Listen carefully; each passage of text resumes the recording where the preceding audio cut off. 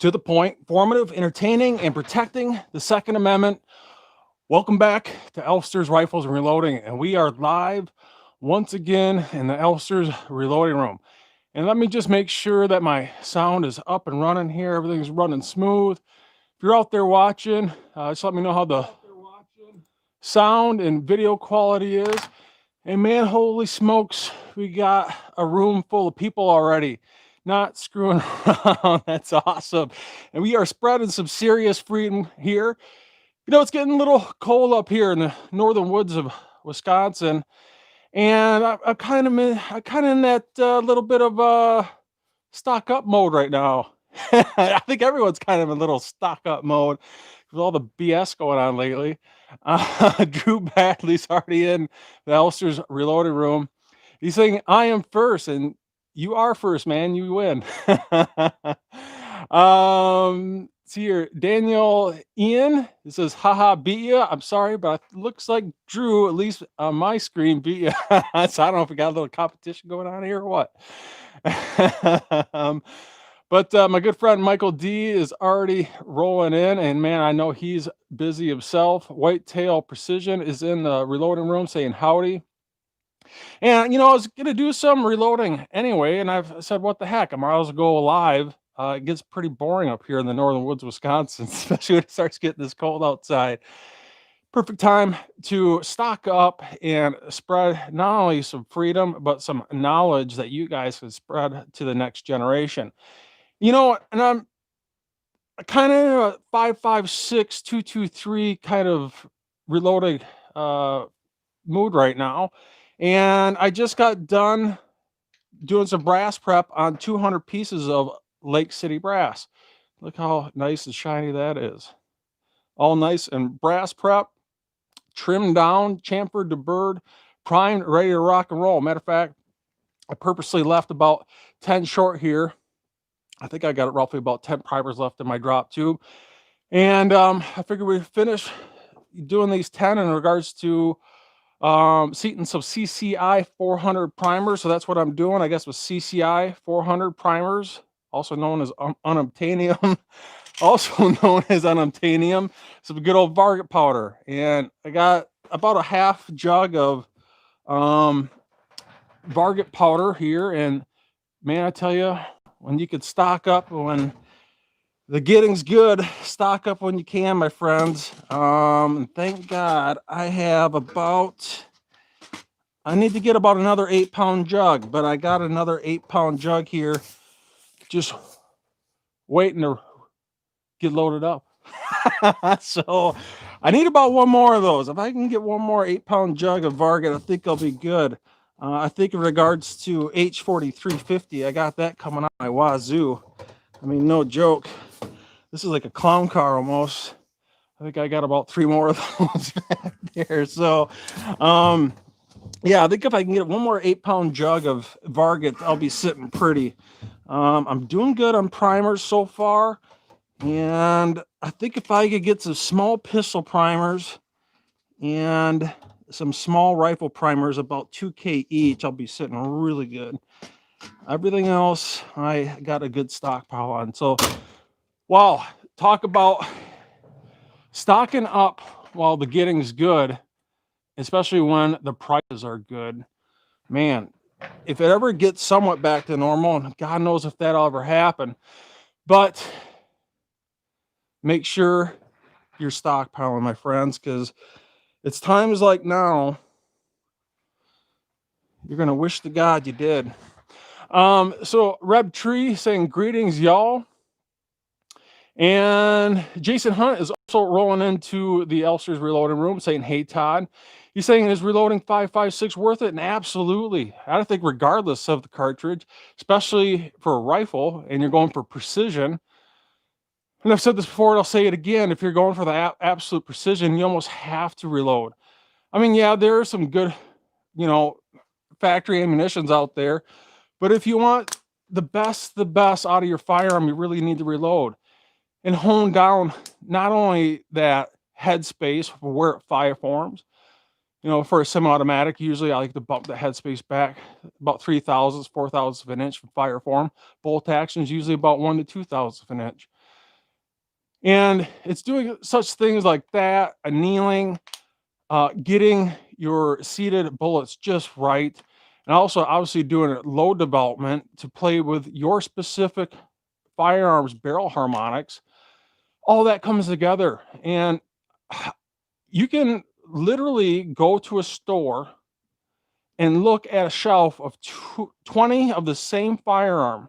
They all came off the assembly line one after another, all made by the same manufacturer, same model number.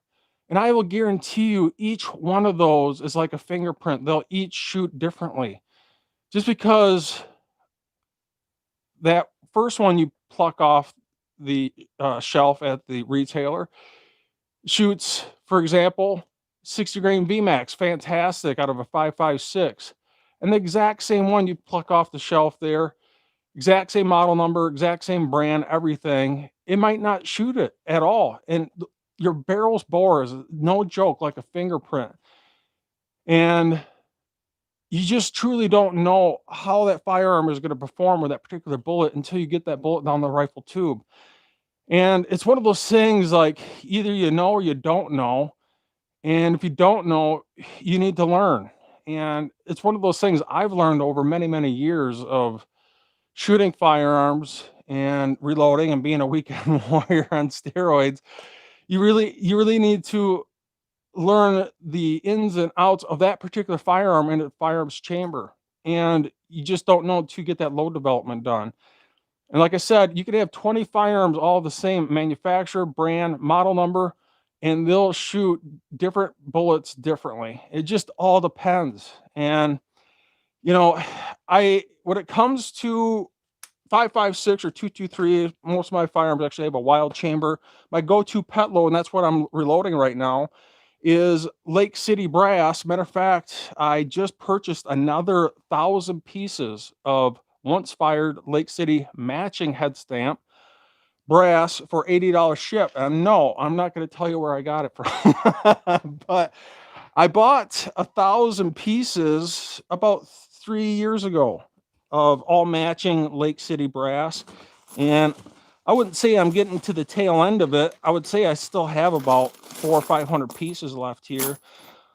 But you know what? I had a chance to buy 1,000 pieces shipped to my front doorstep for $80, and the guy said he would go through it and make sure all the head stamps match. Man, I wasn't gonna pass that up at 8 cents a piece for once fired Lake City brass. And when it comes to semi-automatic, it really is hard to beat Lake City brass, even if it's once fired. And even if it's been once fired out of military grade firearm, something like a SCAR, it's going to come to your front doorstep with a tremendous amount of headspace, and you're going to have to bump that headspace back 3/1000ths of an inch roughly, maybe 4/1000ths of an inch from fire form. But it's well worth it. And there's a little brass prep involved with that. I mean, you have to do some swaging on the crimp primers. And initially, they're kind of a pain in the butt to get brass prepped up for you. But once you get past that first set of brass, once you get past the swaging, uniform those primer pockets, you don't need to do that again. The second, the third, fourth, fifth, usually on 5.56, you're usually getting about, I would say on its fifth fire, especially out of semi-automatic, usually that brass is going to start getting trash. Either you're going to start seeing split necks, or the primer pockets are going to get so darn loose that you can't even really see the primer until the primer flipping falls out of the primer pocket. But it's definitely worth it. And if you can get your hands on that Lake City brass, and what's so awesome about Lake City brass, yes, you have to put up with the BS of swaging the primer pockets, but it's a very durable brass, and it functions really, really well on a semi-automatic. And even with a bolt action, I've produced amazing groups with just really inexpensive Lake City brass. And not only 5.56, but it also goes for 7.62 by 51 Lake City brass that I actually shoot out of my Tikka 308. Yes, it's a 308 chamber. But once you become a reloader and you can play around with your headspace and resizing that military NATO 7.62 by 51 Lake City brass, Once you run it through your 308 full-length resizing die and you're specifically bumping back the headspace on that brass from your fire form brass that ejects out of that 308, the ball is in your court. It doesn't matter that it's 7.62 by 51 NATO brass. You're going to specifically run that through a 308 full-length resizing die, and you're going to bump that back. At least in my Tika bolt action, I usually bump it back about 2,000ths of an inch from fire form, and the ball's now in your court. It doesn't matter. Other than maybe, yeah, the case wall thickness and all that other jive, and I'm sure someone's going to chime in on that here soon. But maybe reducing the capacity of the amount of power that you're dropping into that case. But that's where your load development comes up, especially if you're running a chronograph, keeping an eye on that feet per second, making sure you're not going over max. Once you reload, the ball is in your court, and it really doesn't matter at that point if you're using, in my opinion, 223, 556 brass for whether it's a 223 or 556 or wild chamber. It's really all key about reloading for your firearms chamber and not reloading for a case gauge. And once that brass ejects out of your firearm, that piece of brass that ejects is gold. That tells you everything about that specific firearms chamber, your chamber, not your firearms, your friend's firearms chamber, not the firearm that's sitting on the shelf at the local gun store. It's your chamber that you were specifically reloading for, and it's fire formings for that specific chamber. And you're bumping that back roughly 3 to 4,000 of an inch for semi-automatic and roughly 1 to 2,000 of an inch for a bolt action. And if you want the utmost accuracy out of your firearm, in my opinion, to be a true marksman, you really do need to reload. And it's 33% reloading, 33% firearm, and it's 33% you behind the trigger. So who else is rolling in to the house here? Hopefully that answers your question there. Abigail Finnegan is reloading, 556 worth it, 100% is worth it. And this is my pet load, is at least for 556. No matter what I put this in, as long as it has a chamber, I'm sorry, a barrel of 16 inches or longer. Matter of fact, I don't even own a 556 or wild chamber in 16 inches. All my 556 or wild chambers are at least 18 or 20 inches. No matter what I put this pet load in, it just seems to perform. And I've kind of honed down this pet load, and that is 23.8 grains of Varget, CCI standard 400 primers, the Lake City brass that was once fired, most likely out of a military grade firearm that I bought ultra dirt cheap. Like I said, I just bought 1,000 pieces, shipped to my front doorstep for $80 or 8 cents a piece. I'm probably going to get about 4 to 5 reloads out of that, at least out of a semi-automatic. If it's a bolt action, you're going to get more. And the good old 60 grain VMAX, which is a flat base bullet. And just because a bullet doesn't have a bolt tail doesn't mean it is an inaccurate bullet. Matter of fact, I've tested this more than enough times to know that the 60 grain flat base VMAX bullet, at least in a barrel of at least 16, 18, 20 inches with a 1 in 8 twist, absolutely destroyed 68, 75 grain bolt tail hollow points, at least in the Horny flavor brand. And I've just been down this road so many times with load development, you just get to the point where you don't do it anymore. And I enjoy this bullet so much that I just stockpiled up with about, I got 2 down here. That's 200. And I went and just got another, 1, 2, 3, 4, 5. So 5 more boxes. So I'm sitting about 700 bullets. That's how much I like this bullet. It just performs no matter what I put it in. And I don't know. I'm a real huge fan of not only the VMAX bullets because of their performance, but it's also the price. The price versus performance. You know, I'm getting these for roughly pre-C19 days of about $18, $19 per 100 pieces. You're talking roughly 18, 19 cents per bullet. And that's just some really, really inexpensive reloading, especially in today's terms with all this COVID mess going on and how impossible any type of factory ammunition is to actually purchase right now. So, Jerry Parker is also rolling in the Elfster's reloaded room saying, hey, everyone, hit the thumbs up. And I appreciate that, my friend. Jeff Allen is also here saying, hey, I made it for a live show. Hey, Todd, and hey, everyone. And hey, how's the sound? Is it crackling? I'm hoping I got that issue squared away. Let me know if the sound's crackling. I think I figured out what was going on with that, but let me know if that's crackling or if the sound is clear. See here, I want to make sure I don't miss anyone here. So, Danielle ENT is saying, what's the best way to swage 5.56? My RL 1100 and Mark 7 Evo do a terrible job. Now, there's numerous ways of swaging 5.56 or military grade NATO cartridges. And if you're absolutely new to the game, what he's talking about is they'll usually on military grade factory ammunition that's 5.56 or NATO ammo, they usually crimp in the primers. They want to make sure that those primers don't blow out. They'll actually crimp in the primer. So in layman's term, they're crimped in place so they're more snug. They're not going to come out as easily if they're non-crimped. And not all ammunition's crimped, and not all ammunition isn't. And you just need to inspect that primer pocket to see if it is crimped or not. And if it is crimped and you're going to reload for it, you got to make sure you remove that crimp before you insert a fresh new primer, because you will never get it in there. At least it'll be very difficult. Now, usually what I do is either I'm going to most likely use my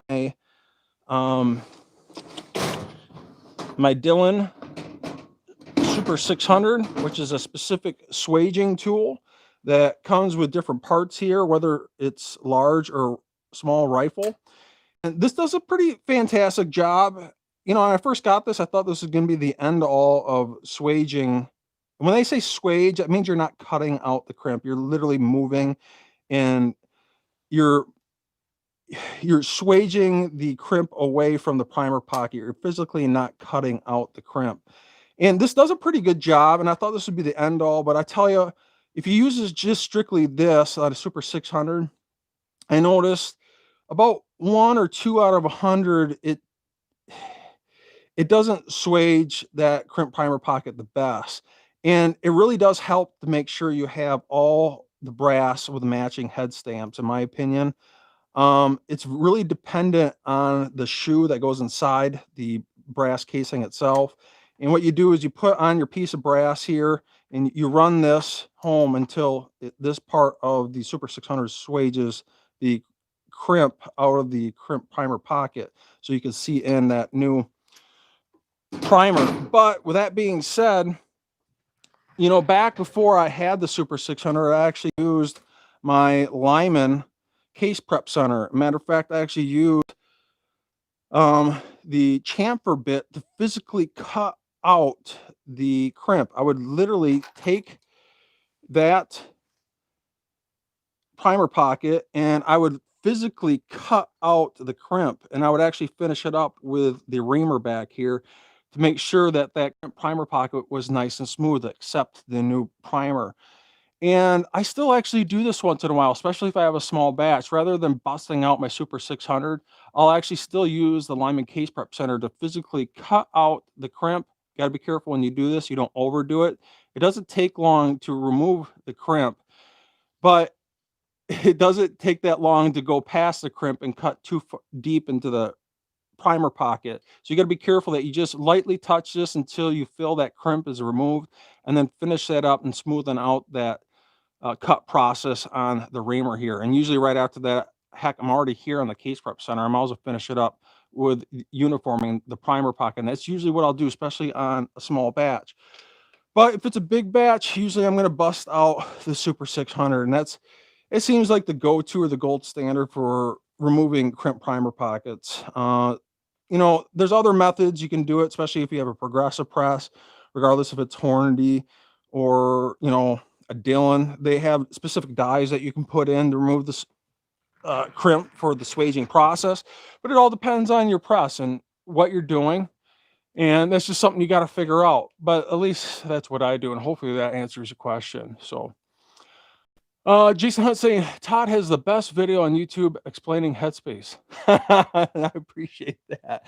And matter of fact, while I'm on that subject, if you are absolutely new to the game, I actually have in my playlist area what's called the Ultimate Reloading Playlist, How to Reload Ammo, Reloading 101, start to finish, tips and tricks.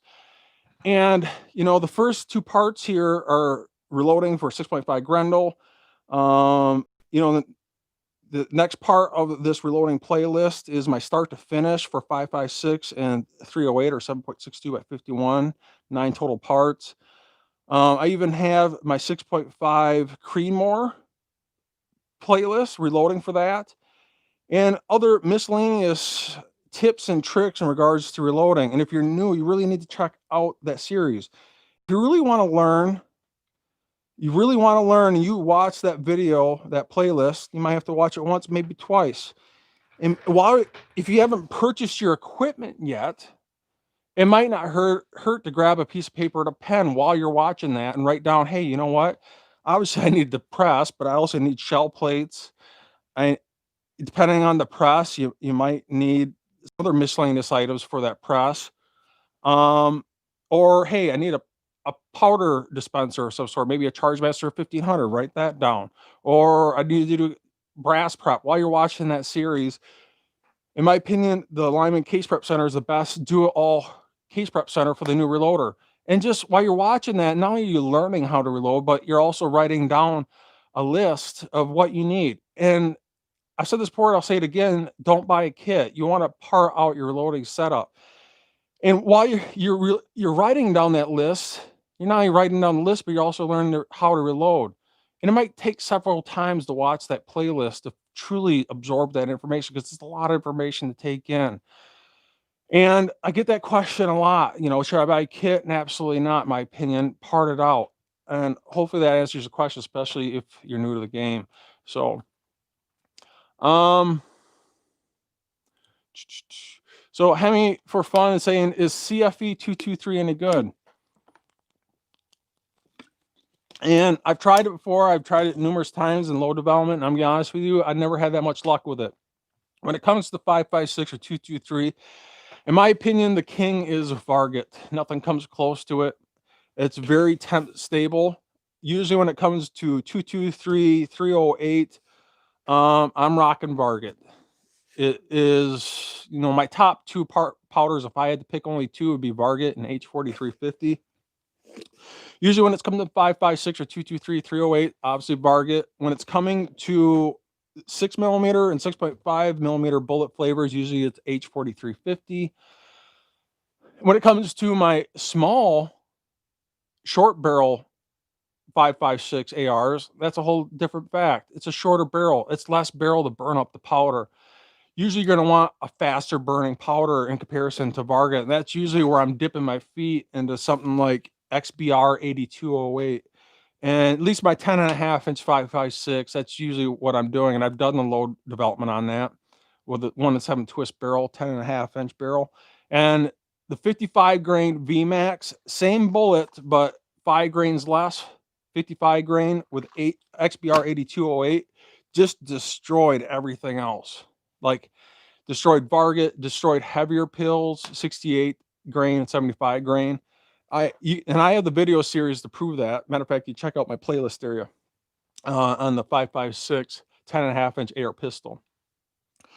So hopefully that answers your question there, Hemi, for you and me. Let's see here. So no Expector is saying greetings from Oregon. Realtor 762 saying sound is fine. Drew is saying sound is good, so I appreciate that. What else we got here? So Abigail Finnegan saying found 62 grain green tip projectiles for $66 for 500 pieces. Man, is that ever cheap? That is awesome.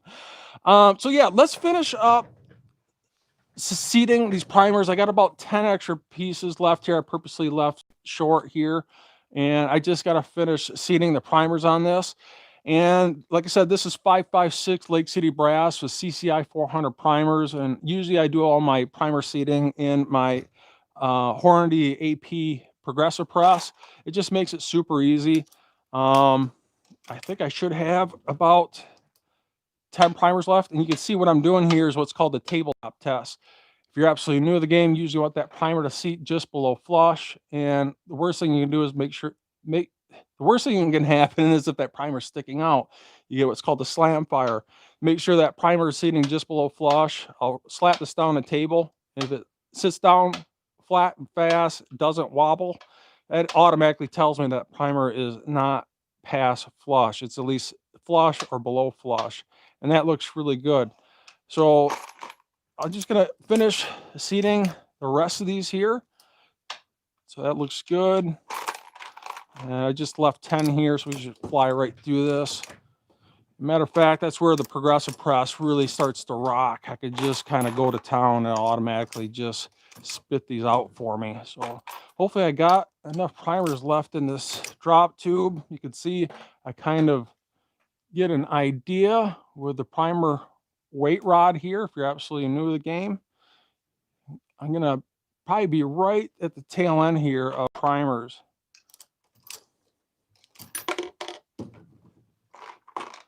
And then we're going to drop some Varget powder with the FX120i here with 23.8 grains of Varget. So we got one more. Hopefully got at least one more primer left. And we are looking good. So double check all these. Let's do a quick tabletop test on these. You don't have to do this all the time, but if you're new, it might not hurt to double check it. So I'm going to slap this down flat and fast. Inspect that primer, looks good. Like I said, if you're new, you want that primer to seat just below flush. And I got one left here, so it looks good. So let's move you back over here to the FX120i.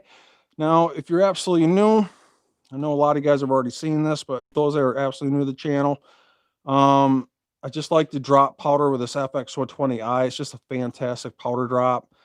It is a little pricey, you know, with the lab scale, the auto trickler V3 powder drop unit itself with the auto trickler on the side, you're usually looking at about $1,000 with these Area 419 upgrades with the tray, these pans, which have two. You're about to see that here really soon. Both of these weigh the exact same amount. So you can see they weigh 750.70. And I got both of these to weigh the exact same amount. So once I pull one off and put one back on, you're about to see that here really soon. They both weigh exactly the same amount. And I wouldn't say it exponentially increases the powder drop rate, but it definitely helps. So let's get this going. I'm going to get this camera set up just right here, so it's kind of out of my way, but you can still see the readout. And obviously, so you can see me here. And I'm going to get some of your comments here, and then we're going to drop some powder. And I already got 23.8 grains of Varget entered into my Bluetooth app here. And all I got to do is tap the set target, and you're going to watch this start dropping powder. And it's pretty flipping fast. It's pretty awesome.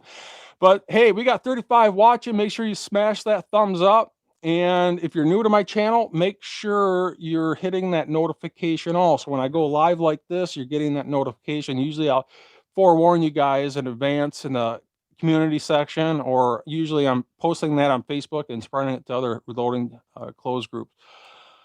So Michael D, looks like says it's rodeo time. He's got to head out, so that's a good thing.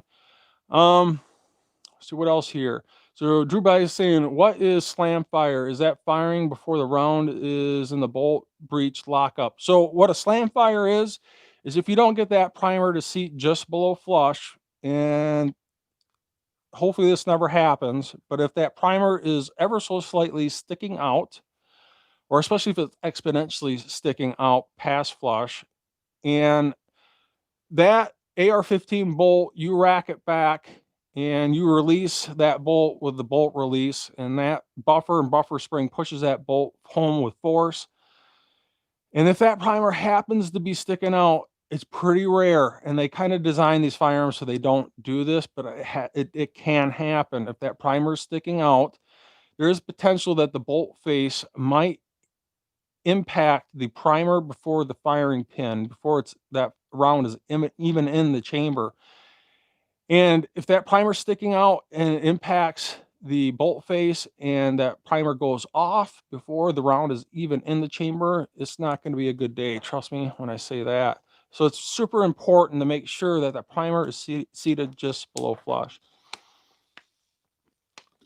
So my good friend Clover Tack, man, I tell you, that's a good guy. Make sure you're checking out his channel. Matter of fact, after the show here, jump in the search bar there and make sure you're searching Clover Tack and checking out his channel. Talk about a good guy, man. Talk about not only being a good guy, but a wealth of knowledge. Make sure you jump it over to Clover Tack's channel and subscribing. Just a freedom-loving guy. We definitely need more of those guys right now. So Daniel's asking, why do you choose priming on the Horny instead of your Coax? I mean, I suppose I could do that on the Coax. It's definitely a possibility. It's just quicker, especially with the progressive press, especially if I'm just throwing them in there and I'm just rocking that handle and just going to town. I could exponentially do it a lot quicker. Maybe not exponentially, but it's definitely quicker in my opinion. And it seems to do primer seating just fine. So I literally just keep this Horny lock and load press around for pistol progressive reloading. I also use it for decapping purposes with FW Arms decapper, and also for priming. And that's pretty much it.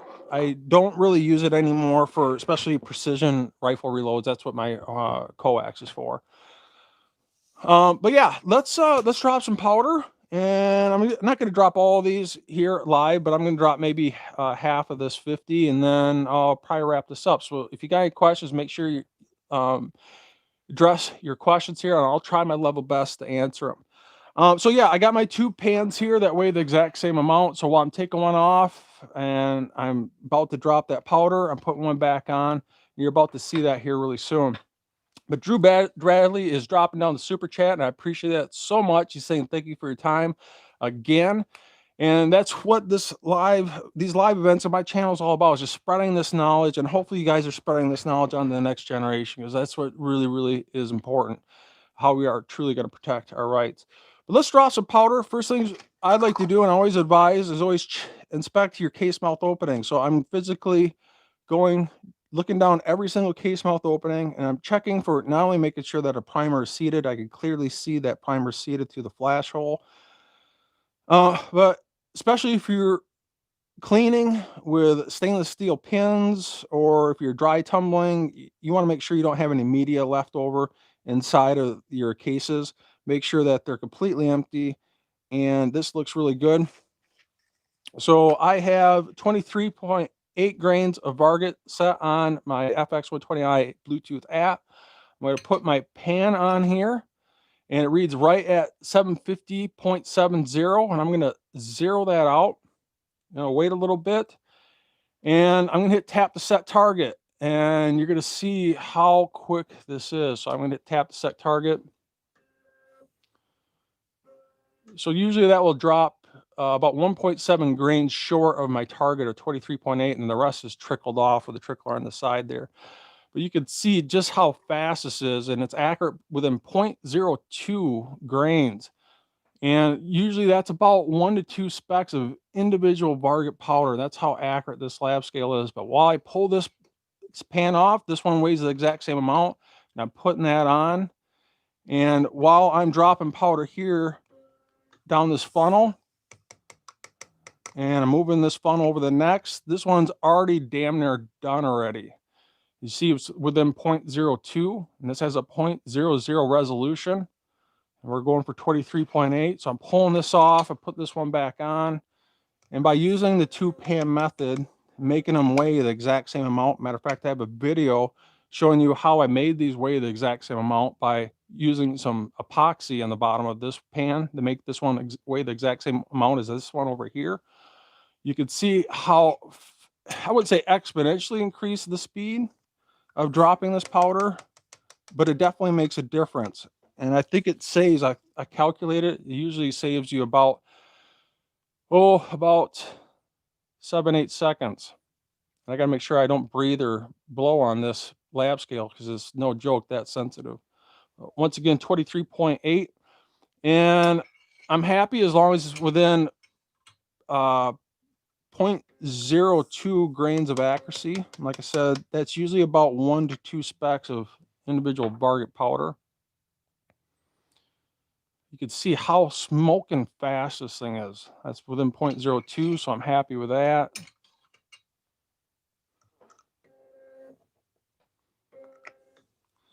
And like, just like there, we got 5 already charged within 0.02 grains of accuracy. It's just stupid fast. I mean, you could see we're doing this live. This is no BS. It's like that one might have ran a little bit. Let it settle out. It's within 0.02. If I want to be really anal, I can actually twist this on the side, and I can actually watch one speck just dropped right there. And that's actually probably 2 specks. So I actually want a little over. So I'm actually gonna put this back on. We'll run that again. As long as I'm within 0.02, I'm more than happy with that. And like a Chargemaster 1500 has a 0.0 accuracy. This is 0.00. This will measure within 0.02 grains. And at least with Varget, you're dropping within, I would say, 1 to 2 individual specks of Varget power, and that's kind of where you're paying for that $1,000 for this setup. You're not only paying for the accuracy, but you're paying for the speed. And with this 2-pan method, man, it's just stupid fast.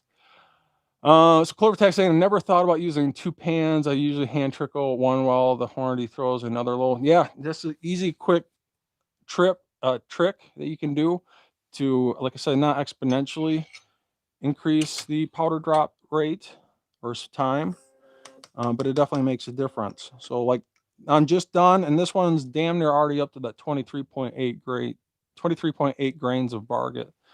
So definitely makes a difference. You just got to make sure both pans weigh identical. So if you got any questions, especially if you're new, make your comments known. Otherwise, I'm probably going to wrap this up here in a little bit. I figured I'd just jump on here quick. We're within 0.02, so that looks good.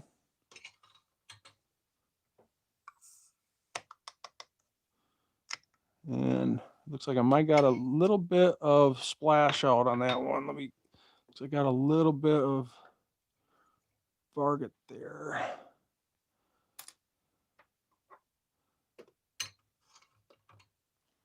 So we'll do a few more here.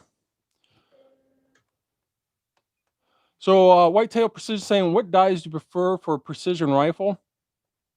And I would say for the new reloader, I actually like Horny resizing dies.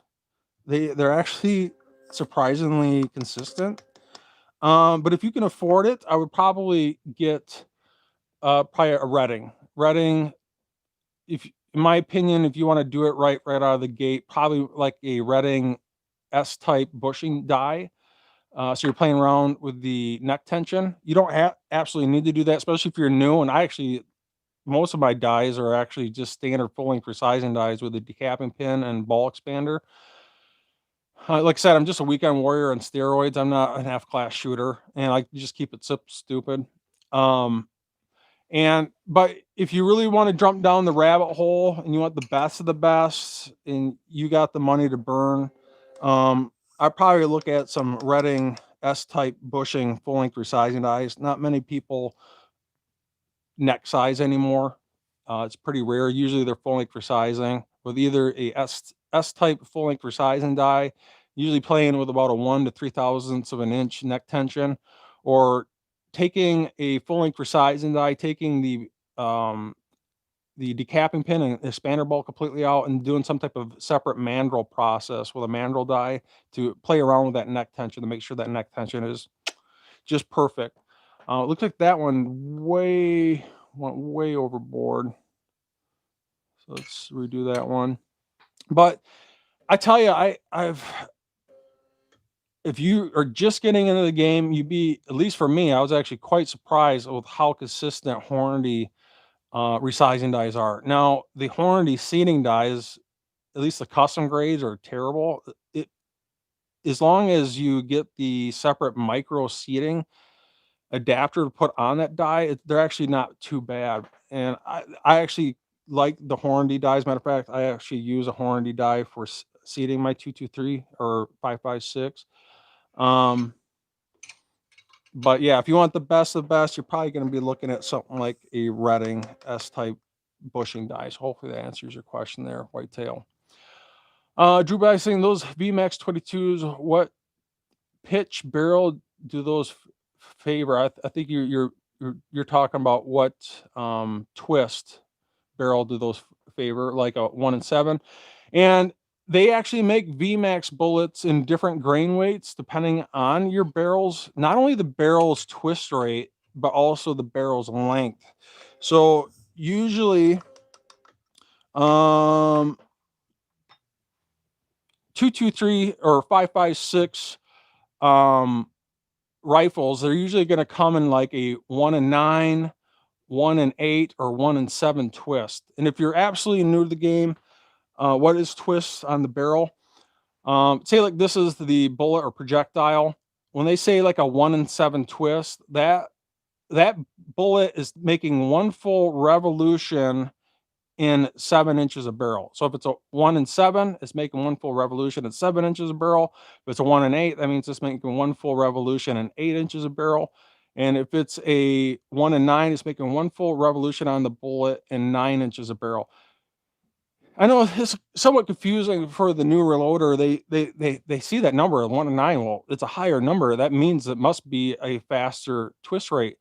And that's actually not the case. Actually, the 1-7 in comparison to the 1-9 is actually a faster twist rate. Why that is? Because it's actually making that bullet's making one full revolution in 7 inches of barrel in comparison to a 1-9 where it's making one full revolution in 9 inches of barrel. Actually needs 2 extra inches of barrel length to make one full revolution.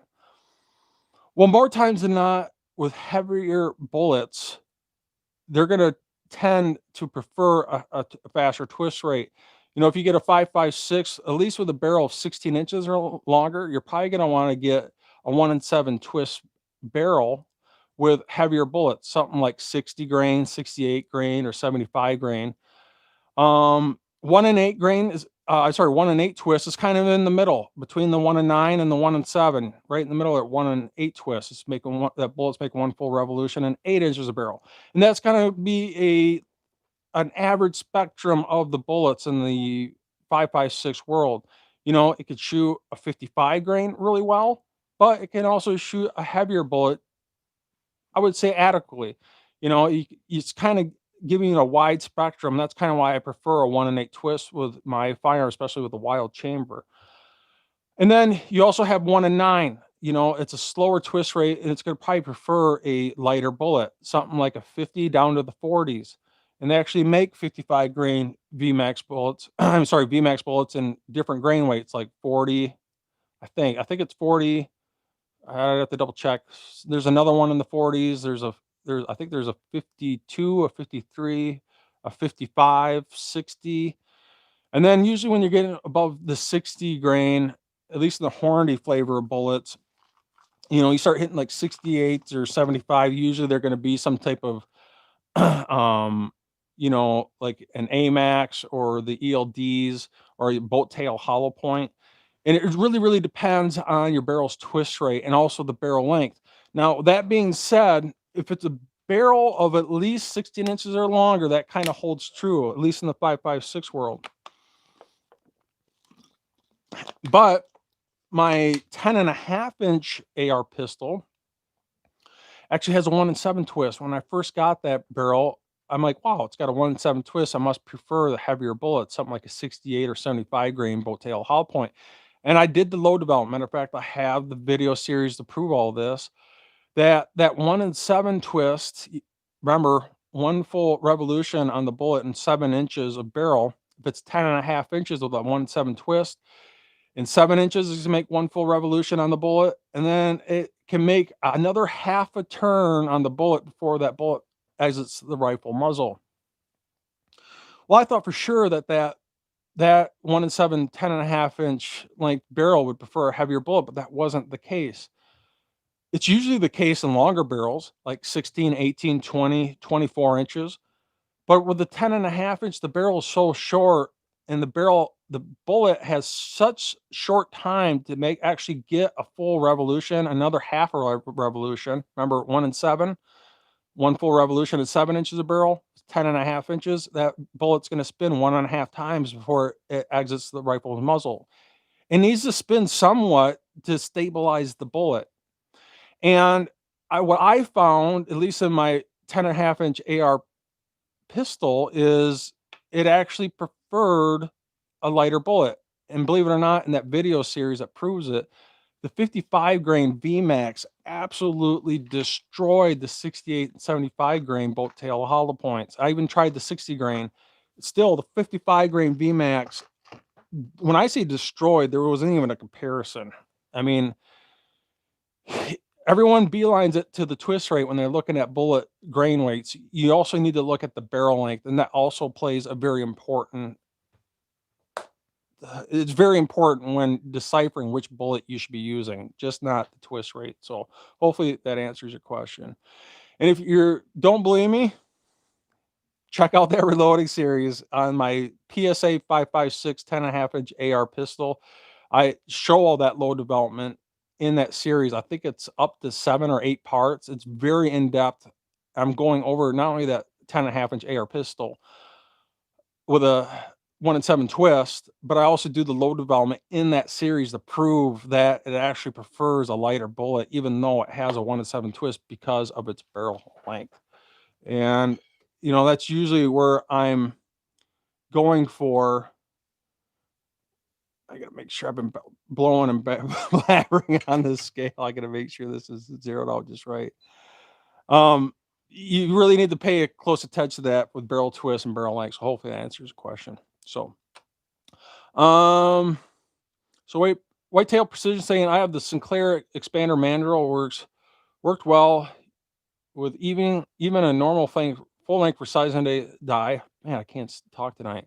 So looking forward to see how a bushing die improves that. So I don't think there's any right or wrong if you do a full length S type die with a separate bushing, or if you do just a standard full length resizing die with a separate mandrel process for neck tension.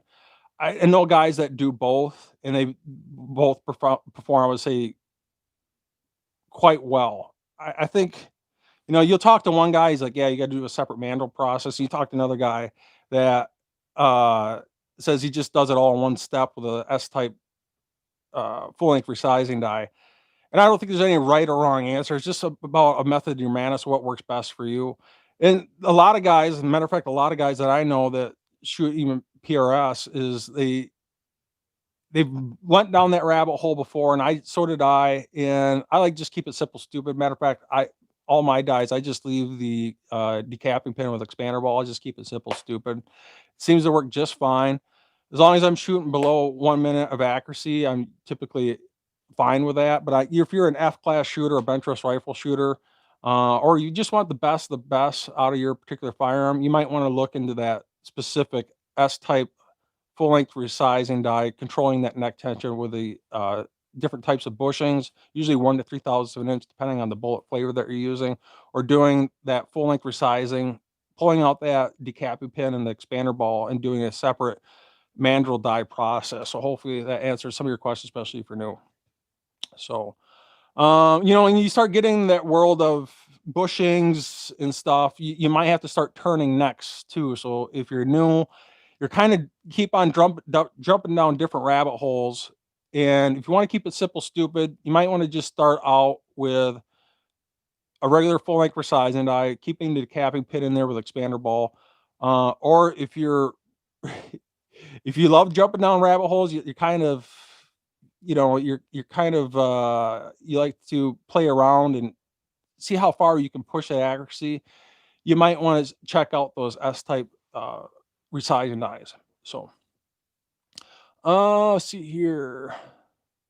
So Josh Anderson, 21st century mandrel is what he uses. I use them for Grendel 308, 223, better with annealing cases. Yeah, and it really does boil down to how far you want to jump down that rabbit hole. It really is. If you want to keep it simple, stupid, you're shooting minute of deer, or if you're shooting quarter minute of accuracy, it just depends on what you're doing. Uh, I personally, I just keep it simple, stupid. But you can definitely go down that road, especially if you want the utmost concentricity out of your seated bullets. It really is important. So Excalibur USA LLC saying, "Damn, you are prolific lately." Eagle Eye Shooting is also my good friend Eagle Eye Shooting. If you don't know Eagle Eye Shooting, make sure after this live stream you're checking out his channel. Jump up in the search bar and check out Eagle Eye Shooting. Make sure you're subscribing, hit that notification all. Talk about a really good guy, very knowledgeable guy. As a matter of fact, he actually has some really special target cams coming. Not only awesome target cams, but inexpensive and affordable target cams that your average weekend warrior can afford. As a matter of fact, they will go well past 1,000 yards, more usually cover most situations that people are going to use these target cams for. And they're very, very affordable. And he's currently working on that. And I can't wait to get that in my hands. So make sure you're checking out his channel. Make sure you check out that video on Eagle Eye's target cam that's about to hit here soon. Matter of fact, I think he's taking orders on that right now. I'm not totally positive on that, but I think he's tweaking them out. And they are going to be coming out here really, really soon. And maybe he can mention in the chat box where he's at on that. Cam 413 is also here saying, "Hello, Todd. Hello, everyone. Thanks for joining us, my friend." And Reptree saying, "Todd, do you neck turn any of your brass?" And I don't. I usually just keep it simple, stupid. I'm just full length for sizing with a standard full length for sizing die with a decapping pin and a ball expander. But like I said, if you want the utmost precision, you really should be using an S-type bushing die, or taking that that decapping pin and ball expander completely out, full length for sizing, doing a separate mandrel die process. If you really want to keep on jumping down that rabbit hole. I got to get a drink of water here. I've been blabbering too much. Drew Bradley saying Eagle Eye has a bunch of neat stuff on his channel too, and he's just super, super knowledgeable guy.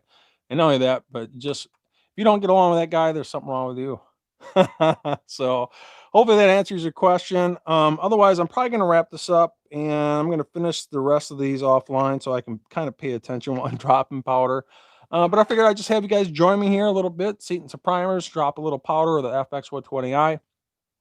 And hopefully you guys are learning something. Make sure you're smashing that thumbs up, because this is where we're truly going to protect our freedom. Is you're taking this information I'm giving you, and you're creating your own reloading adventure, and you're spreading that information on to the next generation, because that's truly how you're going to protect our freedoms, my friends. And Excalibur USA saying Thomas Speedy Gonzalez is the originator of the S die, and that's actually where the S comes from. That comes from Speedy Gonzalez, a very well known and renowned F-class precision shooter, and he actually came up with the S die. That's where the S comes from, is Speedy. So if some of you guys don't know, that's where it comes from. Jerry Parker once again saying, "Everyone smash the thumbs up." Drew Bradley saying, "Thank you for the live show. This is important." Red Tree saying, "Outstanding live stream, Todd. Awesome." And Drain the Swamp 2.0. Anyone have any 300 blackout? And have fun with that, especially at an affordable price. But other than that, I'm going to wrap this up. Keep an eye on some future videos here. Once again, the EP 2.0 annealer is coming out here soon. We got a lot of the parts rolling in. Some very important parts, especially the motors, are coming in here early next week. Hopefully, should have the first production models here done by the end of next week, maybe the following week, depending on what's going on with Thanksgiving. And once I get the very first production model done on the EP 2.0 annealer, which is right here for those that are not familiar with my channel, just logging in my channel for the first time. That is an annealer that will anneal from 300 blackout to 50 BMG without having to add or remove any parts. And this is the second prototype here. The The production models that are getting done right now actually have a thicker, heavier shim plate here with engraving on these blocks here. It's more of a, finished, polished product, and that is coming out here really soon. And I can't wait to get those EP 2.0 nailers in your guys' hands, because I love using mine. They just work awesome, especially when you can go from cartridge to cartridge without having to add or remove any parts. It's awesome. It's the point where I don't use any of my other nailers right now. It just works that good. Other than that, hope you enjoy this content. Hope you enjoy my videos. And if you do, make sure you subscribe, like, and share. Hit that notification bell. And when you do, make sure you hit notification all, because otherwise, if you don't, you're not going to get those notifications. So, other than that, I will see you guys in the next video.